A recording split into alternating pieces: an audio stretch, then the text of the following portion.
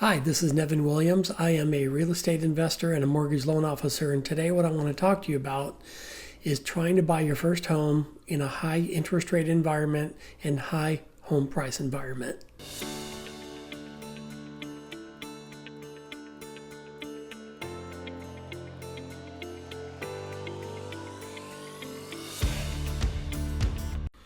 So look, I understand that home prices are high. I know interest rates are high, and it's unaffordable to buy a home. So I want to tell you a story, true story, and that was me. It was the early 90s, and I wanted to own a home, and I lived in Sacramento, California.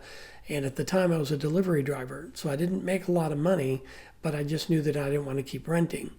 So I went ahead and I did a loan application. I found a home. I got pre-approved. I purchased the home, and my rent payment at that time was $600 a month. My house payment was around $1,400 a month. So I knew right away that if I wanted to have any kind of a life, I was either going to have to get a roommate, or I was going to have to get a second job, or I was going to have to work overtime. And I did a little bit of all three. When I couldn't get overtime, then I would just do side gigs. I did a little bit of landscaping. I did some construction work, whatever I had to do to make a little bit of extra money, mowing lawns, that kind of thing. I ended up getting a roommate. The good news is I didn't have to do this. It's not like you have to do it forever. I just did it for the first couple of years, and that kind of got me over the hump, if you will, of affordability. I was able to make more money and get raises over a couple of years, and then I was able to lean off of that, and then I just maintained a roommate. And then eventually I was able to get rid of the roommate, and I sold the home several years later for more than what I bought it for. Plus, because I had been making payments on the home, the loan balance was lower. So I took that equity and I used it to upgrade to a more expensive home in a nicer area, and my payment was actually $200 less. So the point that I'm making is it's never really a good time to buy. Homes are always going to be expensive. Obviously, I know interest rates are higher now than they were before, but it may take a while for these rates to come down. But home prices, I don't think you're going to see those come down. If they do, it's going to be very short-lived, and then they're going to take off again.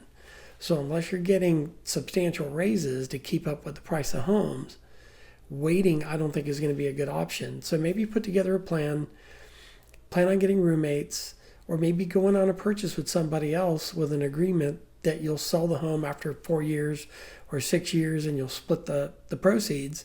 And then that way you have that money, and then you can both go out and buy your own homes later. So just understand, it unfortunately can take sacrifice, especially in a market like this. It's not going to be easy. You're going to have to do something outside of the box to get into a home. But I promise you this, you don't have to do that for the long term. Now, everyone's situation is different. It might be a year, it might be 3 years. It just depends on your situation. But just know that a lot of people that own homes today didn't just walk in and buy a home and it was easy peasy for them. Somewhere along the line, they had to make some kind of a sacrifice because homes are expensive. Yes, it was easier when rates were lower. That's true. But if you look at history, that was a very small window. There's only several years that rates were low. But before that, how did people buy homes in the 60s, the 70s, the 80s, the 90s, 2000? Houses were expensive back then too, based on what people made in income. So just don't get discouraged. There's a way to do this. I just think you need to put together a plan that'll work, make your numbers work, and talk to a loan officer. Let the loan officer help you with those numbers so that you can put the plan together and figure out whether or not you can qualify and then just get a roommate, or whether you need to go in 50-50 with somebody and buy a home together.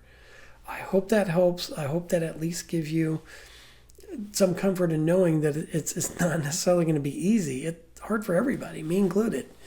But there is a way to do this if you can just get through the first couple of years of hardship.